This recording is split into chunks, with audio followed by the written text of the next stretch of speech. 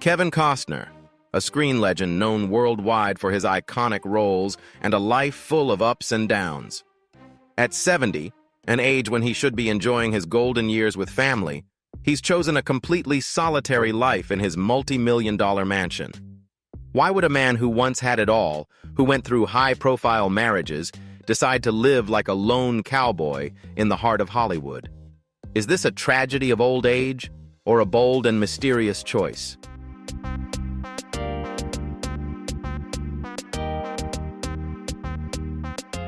In this video, we're going to uncover the secrets behind Kevin Costner's reclusive life.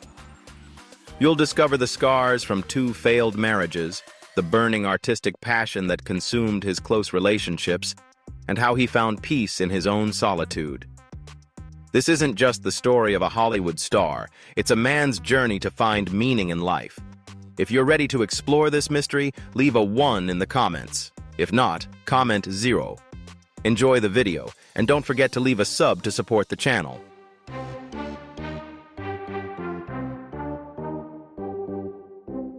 Kevin Costner's 18-year marriage to Christine Baumgartner, which ended in 2023, left a deep scar in the actor's heart. It marked not only the end of a relationship, but also sparked a storm of legal and emotional battles, shedding light on why Costner is now living alone in a $145 million estate in Santa Barbara.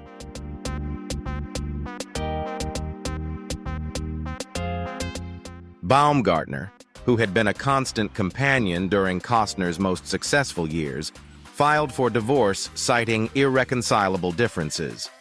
She requested $248,000 per month in child support for their 3 children, Caden, Hayes, and Grace. Costner, on the other hand, proposed a monthly payment of $51,940. After intense negotiations, the court ruled on $63,900, a figure much lower than Baumgartner's expectation, but enough to reveal the financial tensions between them.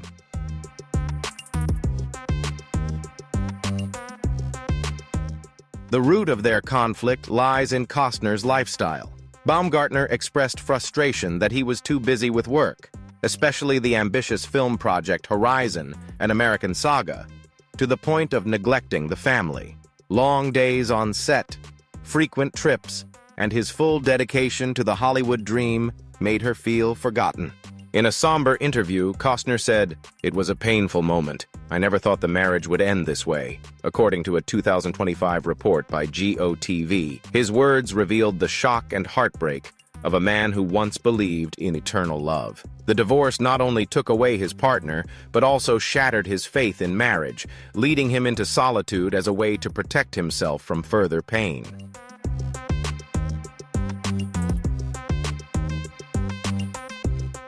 The legal battles only added to the tension. According to the prenuptial agreement, Baumgartner was required to leave their shared home within 30 days of the divorce. She refused, sparking a tense courtroom showdown.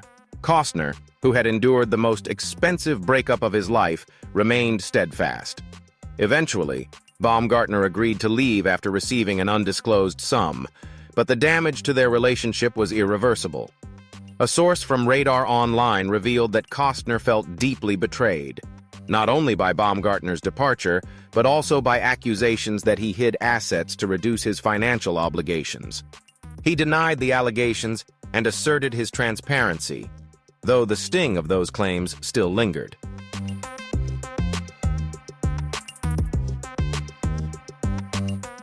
His first marriage to Cindy Silva ended in 1994.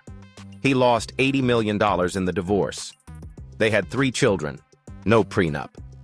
He later called it one of the worst times of his life. But by 2025, the two were said to be friends again. She even helped him through his next divorce, that from Christine Baumgartner.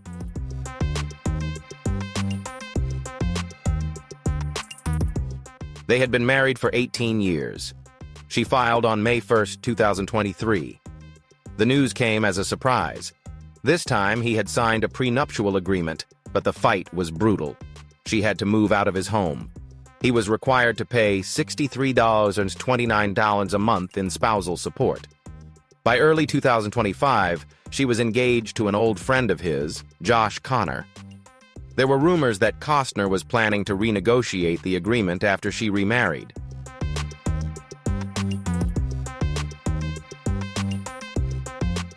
And then there was the Yellowstone rumor mill.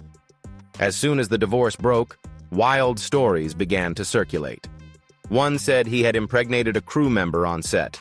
Another claimed he had walked out on filming. His team called it all nonsense. Still, the rumors persisted. The timing seemed designed to hurt him. In early 2025, Costner started dating again, but he had one rule.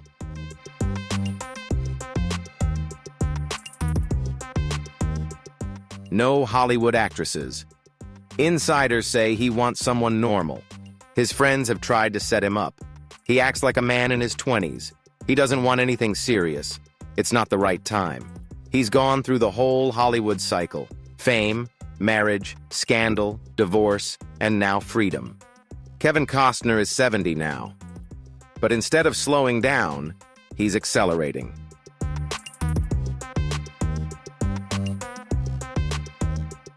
Have you ever wondered why a big star like Kevin Costner chooses to live alone, away from fame and noise?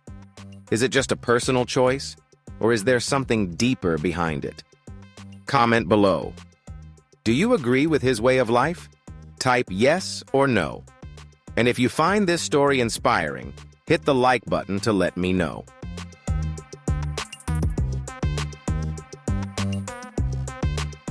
On May 26, 2025, Kevin Costner's new documentary series The West will premiere on the History Channel. It's not just one episode, it's a 2-episode special to kick off the 8-part series. Then another episode will air the following night before the show moves to its regular Monday time slot. This series is different.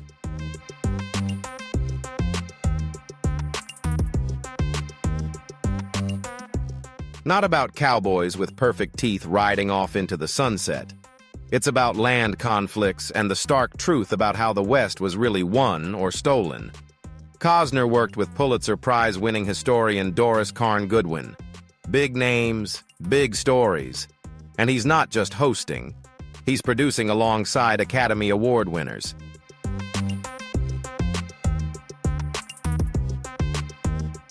This isn't a retirement project. This is a mission, but that's only part of what he's doing. Costner is still struggling to finish his 4-part Horizon series.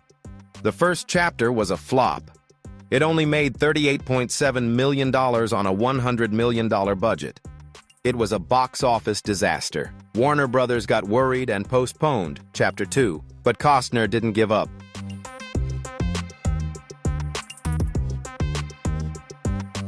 At the Venice Film Festival, he admitted that the going has gotten tougher. The Rock is falling downhill again, he said.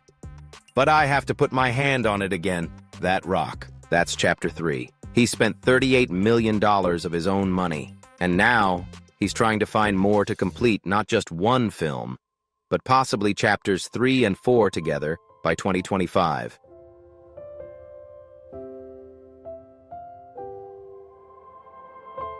The odds were against him, but that only seemed to spur him on. When I felt rejected, my desire grew, he said. To make all this happen, Costner didn't just write a script or yell action. He built something real.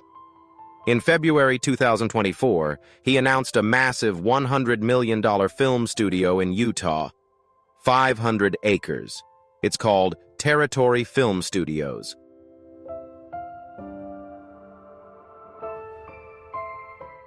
Infrastructure for roads, water, and electricity has been fully developed around St. George Airport.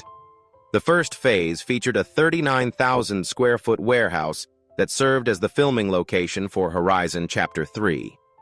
Upcoming in Phase 2 is the addition of a 20,000-square-foot sound studio, along with modern office spaces.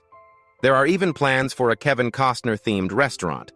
Once fully operational, the complex is expected to create around 30 full-time jobs and offer growth potential as more film studios start leasing production space.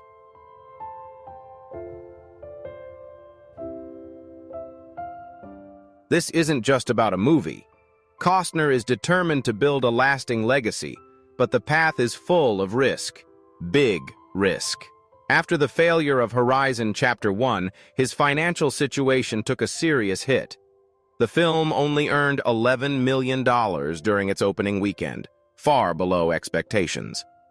According to sources, he had to mortgage his California properties, including a 10-acre ranch in Santa Barbara, to keep the project going.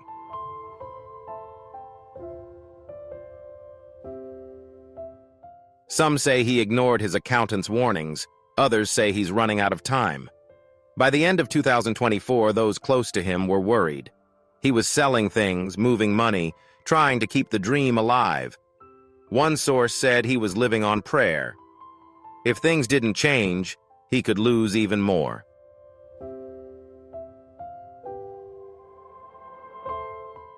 Kevin Costner bet everything on his dream movie. He mortgaged his beach house to finance it. His accountant begged him not to spend $38 million of his own money. He didn't listen. The first film flopped, grossing less than he had invested. Now he's struggling to finish the sequels.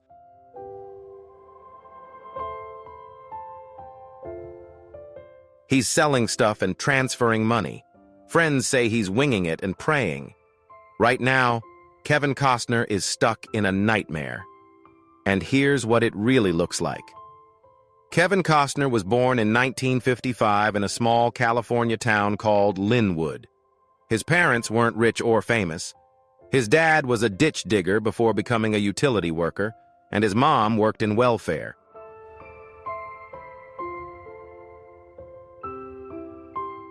A tragedy struck the family before Kevin was born.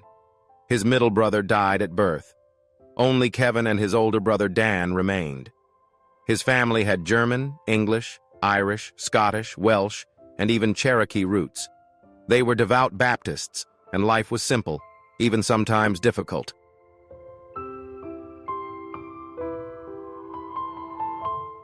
No one looking at that quiet boy back then could have guessed that he would one day become one of Hollywood's biggest stars. Kevin's childhood was unstable. His family moved around a lot because of his father's job.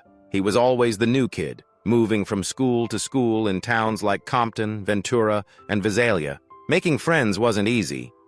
It made him shy and unsure of himself. But instead of giving up, he started dreaming. He found comfort in music and poetry.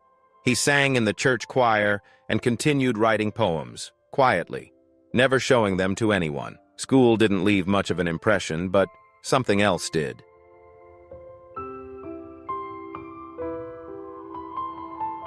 When he was 7, he saw the movie How the West Was Won. It had a profound impact on him. There was something about the wide open frontier, the rawness of it all that stayed with him. That movie planted a seed that he didn't even know would grow into the stories he would one day bring to the screen. At first, though, Kevin had a very different kind of anxiety. When he finished high school, he was only 5'2". He was small, and he was worried about it.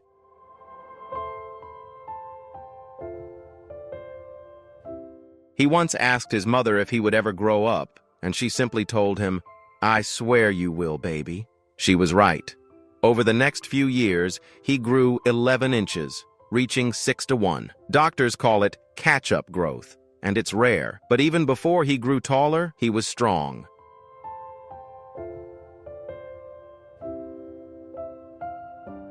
He played basketball, football, and baseball in high school, holding his own against much older kids.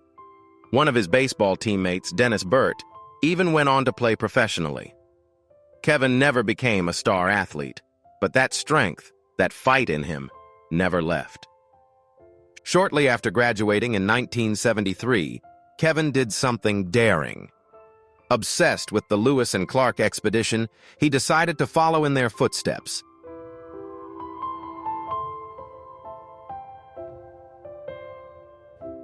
He built a boat with his own hands. It wasn't pretty, but it worked well. He loaded it onto a battered old truck and set out alone. He paddled down rivers and camped in the wilderness, reading Bury My Heart at Wounded Knee Under the Stars. That book shattered him. It told the painful truth about what Native Americans endured and left a deep mark on his soul. On quiet nights beneath the star-filled sky, he felt a profound connection to history, to the people who had endured with resilience and fought to preserve their cultural identity. The journey was not just a physical adventure, but a spiritual one, a quest for meaning and awakening in a turbulent world.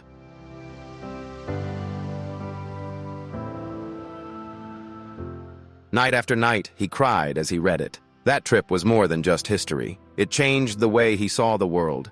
It shaped the way he would tell stories in the future, especially in films like Dances with Wolves. That summer made him a person who cared deeply about the past and spoke up for those who had been silenced.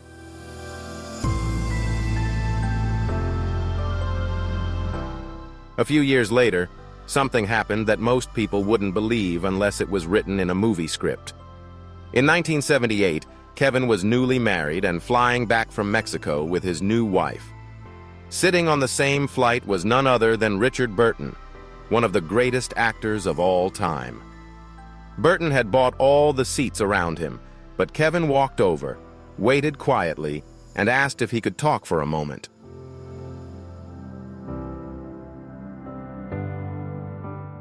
When Burton opened his eyes, Kevin told him something he hadn't even told his wife.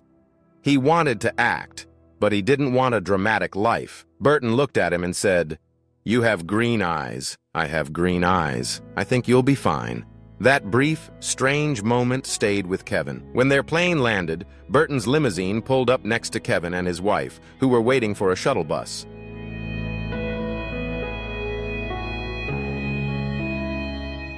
Burton rolled down the window and told him, "Good luck."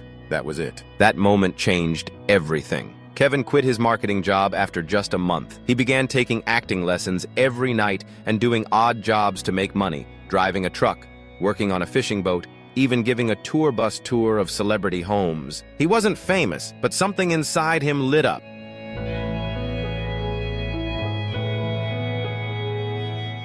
He had no money, no connections, and no clear path, but he had something more important than all of that. He had faith. Kevin Costner didn't start his career with red carpets and big checks. His career began with a movie he later wished never existed. Back in the late 1970s, he was broke and desperate. He took a role in a low-budget movie called Sizzle Beach, USA.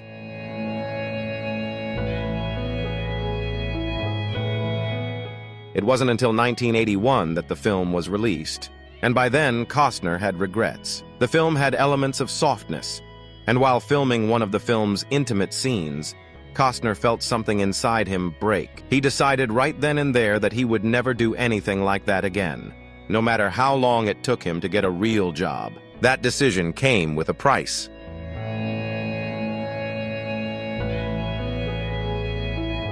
For nearly 6 years, he barely worked, making ends meet with odd jobs and side hustles. He even tried to buy the rights to the film back then so no one would see it. But the distributor refused and re-released the film after he became famous, using his name to sell tickets. He got a few roles, but nothing changed his life. In The Big Chill, he was cast as a man who committed suicide.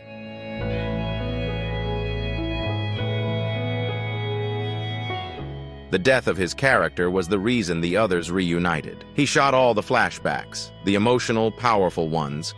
Then the director cut it all. Every scene was gone.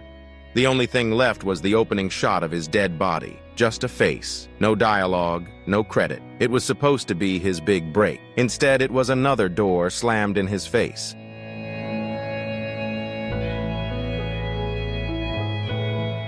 So he kept trying. A supporting role in Francis, a forgettable face in an Apple Lisa commercial, a few other small films that no one saw. He was technically working, but he wasn't moving. Casting directors didn't remember his name. He felt invisible. He later said it felt like he was the new kid at school every day.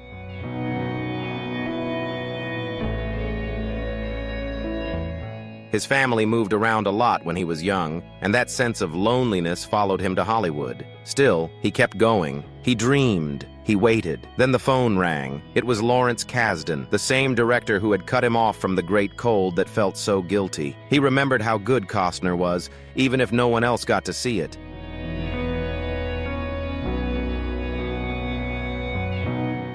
so he gave him another chance, a real chance. He offered him a role in Silverado. Not just any role, but a role that would finally let Costner show what he could do. It worked. Costner was charming, funny, and energetic. People noticed. For the first time, they remembered him. That movie opened a lot of doors.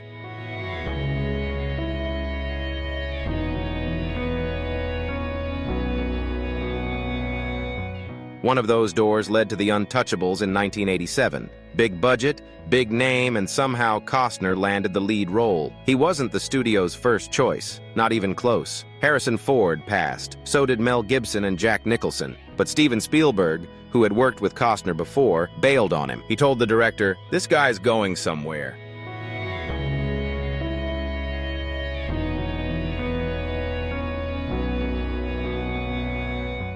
And he was right. Costner starred opposite Robert De Niro and Sean Connery, and he made it on his own. The film grossed over $100 million. Suddenly, Costner was no longer a struggling actor. He was a star, but he didn't stop to celebrate. His next move was Bull Durham, and he didn't just want to act.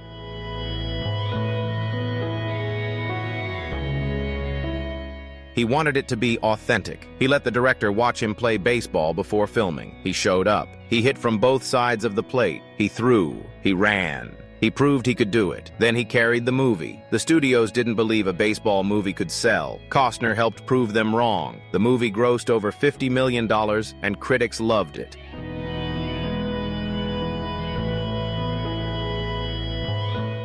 A year later, he made Field of Dreams, a quiet, eerie film about a farmer who hears voices in a cornfield. "If you build it, they will come." That quote became part of American culture. The film grossed nearly $85 million. It was nominated for an Oscar. People still quote it to this day. It didn't just make money, it made memories.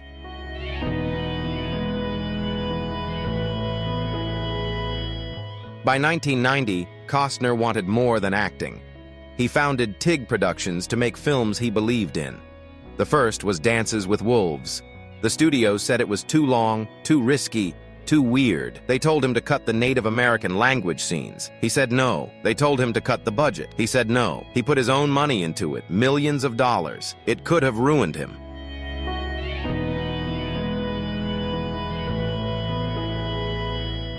Instead, the film won 7 Oscars and grossed over $400 million. He kept going.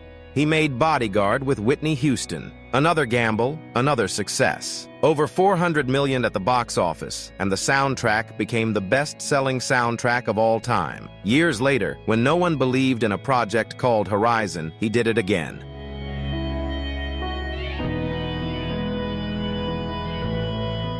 He mortgaged his dream house to finance the project. Same mindset, same risk, same heart, same reason. Because Kevin Costner doesn't wait for permission to tell a story, he just builds it. Kevin Costner doesn't just act, he goes all in. For Dances with Wolves, he spent 9 months learning the Lakota Sioux language. Not just a few words here and there.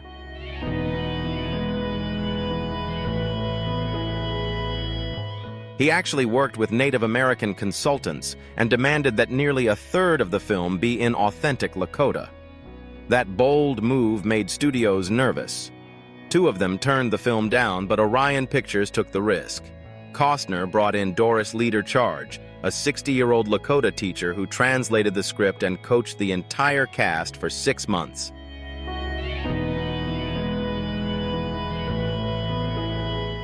She said she made more money in that half year than she ever did teaching on the Rosebud Reservation. But even with all that hard work, some Native viewers still laughed at the film. Russell Means, an Oglala Lakota activist, pointed out that many of the male characters, including Costner, speak a female version of Lakota.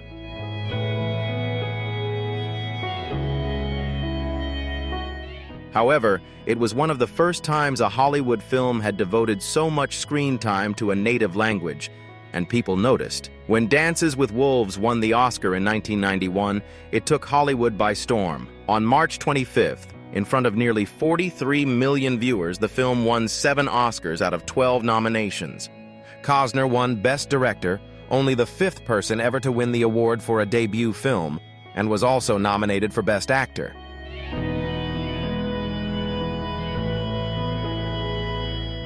The film beat out Scorsese's Goodfellas, and many critics still debate whether that was fair, but the Academy clearly preferred the sprawling frontier epic to the mafia classic. When Costner stood on stage holding his Oscar, he admitted he didn't believe himself, but the results were undeniable. Dances with Wolves became the first Western to win Best Picture in 60 years. Costner hasn't slowed down.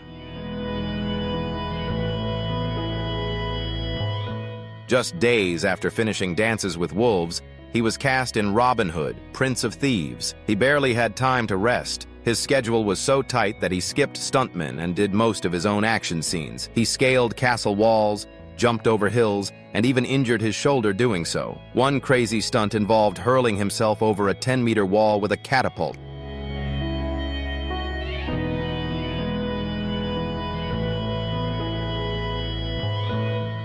That meant calculating physics down to the kilogram, requiring around 5,000 kilojoules of force to get it right. One day on set in France, a stuntman suggested going for magic mushrooms between takes. Costner laughed it off, especially since they had a sword fight coming up. "Nick, are you eating mushrooms? We're swinging swords in an hour," he said.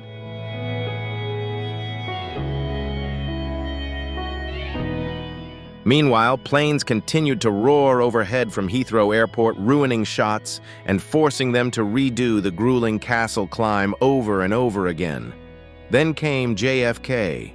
It wasn't just another role, it was a battle. Corner plays Jim Garrison, the New Orleans DA who believes there's a conspiracy behind Kennedy's death.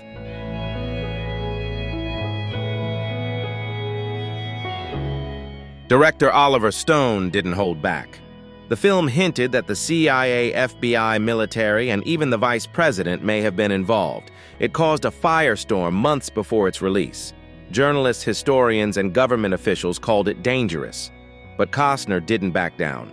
He told Time magazine that even asking these questions was liberating.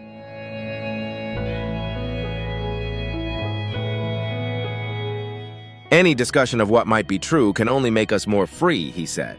His performance wasn't about proving Garrison right. It was about making the audience take him seriously. And it worked.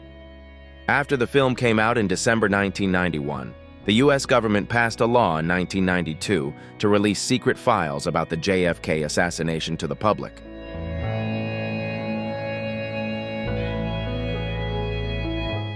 But perhaps Costner's smartest career move came in 1992 with The Bodyguard.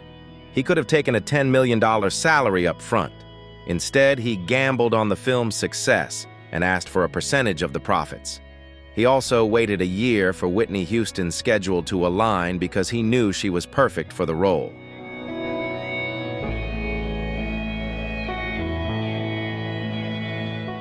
And he was right. The film opened on November 25, 1992, the same day as Disney's Aladdin, and grossed $16.6 million in its first weekend. It went on to gross $410.9 million worldwide. In Japan alone, it grossed over $21 million, making it Warner Brothers' highest-grossing film there. Costner's box office receipts and soundtrack royalties totaled over $20 million, possibly as much as $30 million.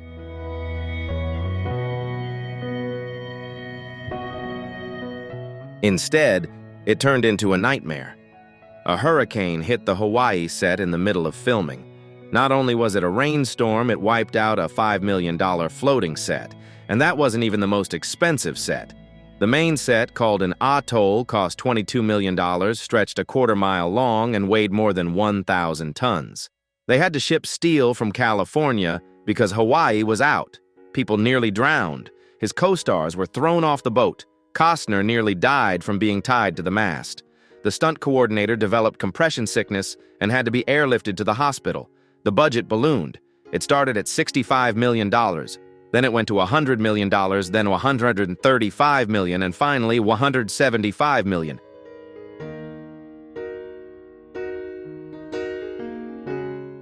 Add $60 million for marketing, and it turned into a $235 million gamble. In 1995, that was unheard of. Independence Day cost just $75 million.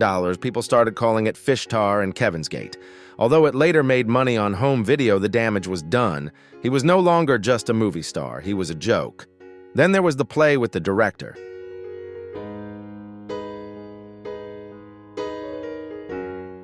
Kevin Reynolds, his friend and partner on Robin Hood, quit after 133 miserable days. He left with a cruel statement. Kevin should direct himself. And that's exactly what Costner did. He finished the film alone. At the same time, his 16-year marriage ended. Some said his personal pain spilled over into his behavior on set. The tabloids ate up that.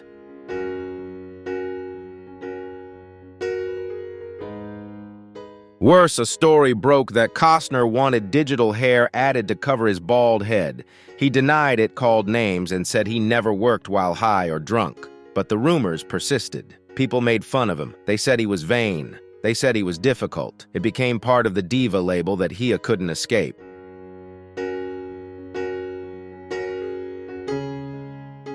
Two years later, he tried again with The Postman. It was even worse.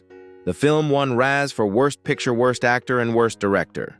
He won every category he was nominated for. That had never happened before.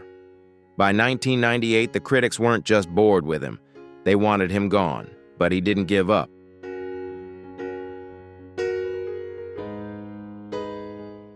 In 2003, he returned with A Wild West. No explosions, no gimmicks, just an old Western with heart. He directed it himself and starred alongside Robert Duvall. The film cost $26 million and grossed over $68 million worldwide. He bet on himself and it paid off. Then in 2007, he blew everyone away. In Mr. Brooks, he played a serial killer.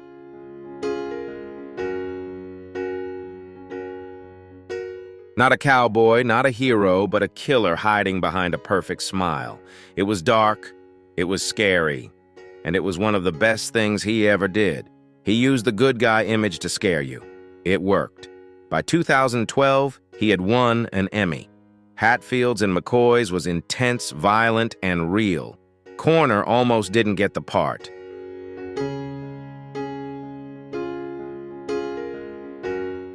He said no 3 times, but when he said no, the results were magical. More than 14 million people watched the premiere. He won Best Actor and reminded Hollywood why they loved him in the first place. And he kept going. In 2016, while filming Hidden Figures, he suffered from severe kidney stones. He had to take morphine to get through the pain. He didn't take a day off, not a single day.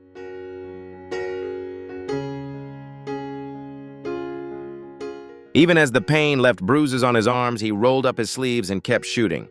Then came Yellowstone. In 2017, Taylor Sheridan wanted Costner to play John Dutton. Costner wasn't sure. He agreed to only do 1 season with conditions, but after the show aired in 2018, it slowly became a huge hit.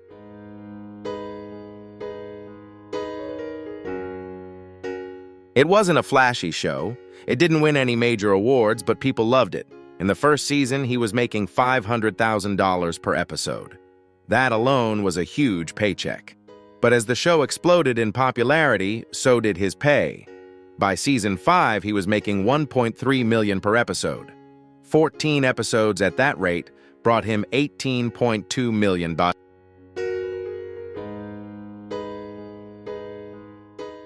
million for 1 season, and that wasn't enough for him. In 2023, it was reported that he was asking for $1.5 million per episode. At the same time, he was deep into his dream project Horizon, an American series. This didn't sit well with the show's producers. Filming schedules clashed. What used to be an 8-week shoot turned into a 12-week commitment.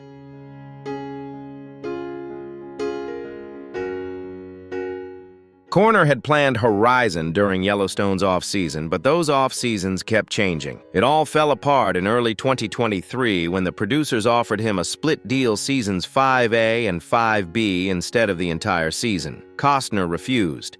He moved on to Horizon. That option killed John Dutton, and not in a noble way.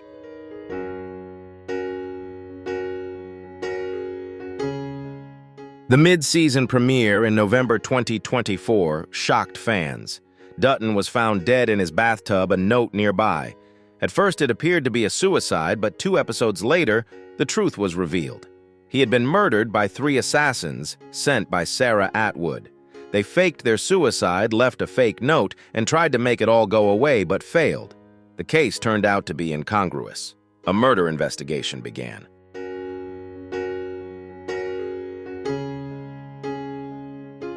Then Sarah Atwood herself was shot to death, shot twice in the head and chest during a reunion with Jamie.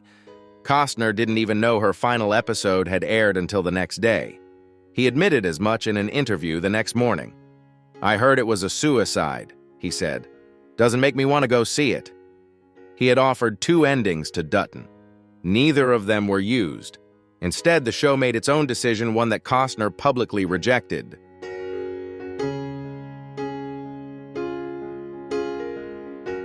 But while the rest of the cast was making $200,000 an episode, Costner made over $24 million in the final season, and the ratings, even without him, were record-breaking. 16.4 million people tuned in for the 5B premiere. That surpassed the 15.9 million who watched the 5A premiere 2 years earlier, and it all started with just 2.8 million people in Season 1.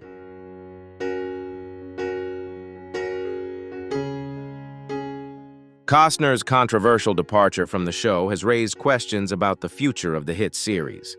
While many fans were familiar with his character, it's clear that the show's success isn't entirely dependent on his presence. The record-breaking viewership following his departure proves that. This shows that the appeal of the storyline and other characters is still strong enough to keep audiences coming back.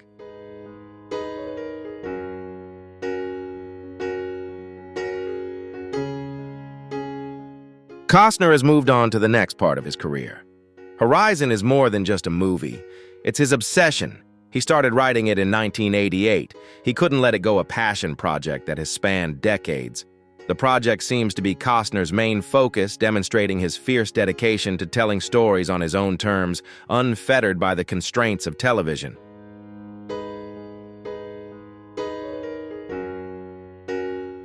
After Open Range in 2003, he tried to pitch it to Disney, but they turned him down over a $5 million budget dispute. It languished for decades. Then in 2022, he finally found backing, but not without a price. He mortgaged his 10-acre beachfront property in Santa Barbara, the house he called his last home. He told his accountant he would invest $38 million of his own money in Horizon.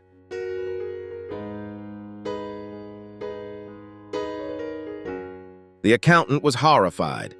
Costner didn't care. "It's my life," he said. "I believe in it." The budget for the first 2 chapters was $109 million. He personally funded more than a third. When Horizon Chapter 1 opens in Cannes on May 19, 2024, it's supposed to be his big return as a director after Dances with Wolves.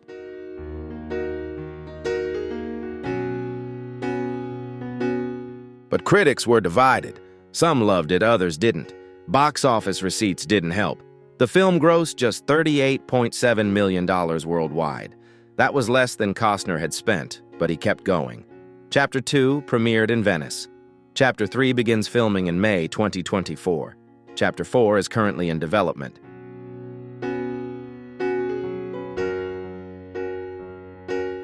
This was no small undertaking.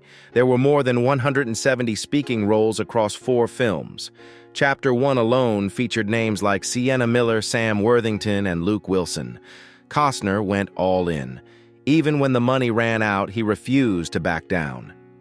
While his films were underperforming, his personal life was equally chaotic.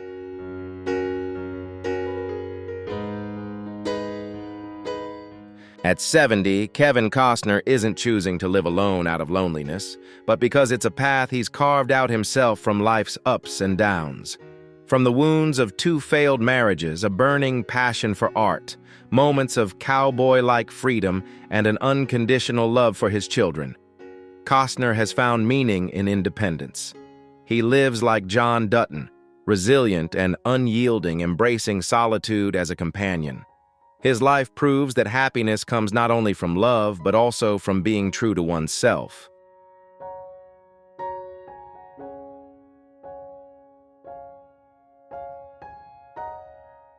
Thank you all for taking the time to watch this heartfelt story about Kevin Costner's life. His journey is a reminder that sometimes inner peace matters more than all the spotlight outside. If you found this video meaningful, don't forget to hit like and subscribe to support the channel. Please share your thoughts and feelings in the comments, because maybe Kevin's story will inspire you or someone else who needs it. I really look forward to hearing from you. See you in the next videos with more captivating and meaningful stories.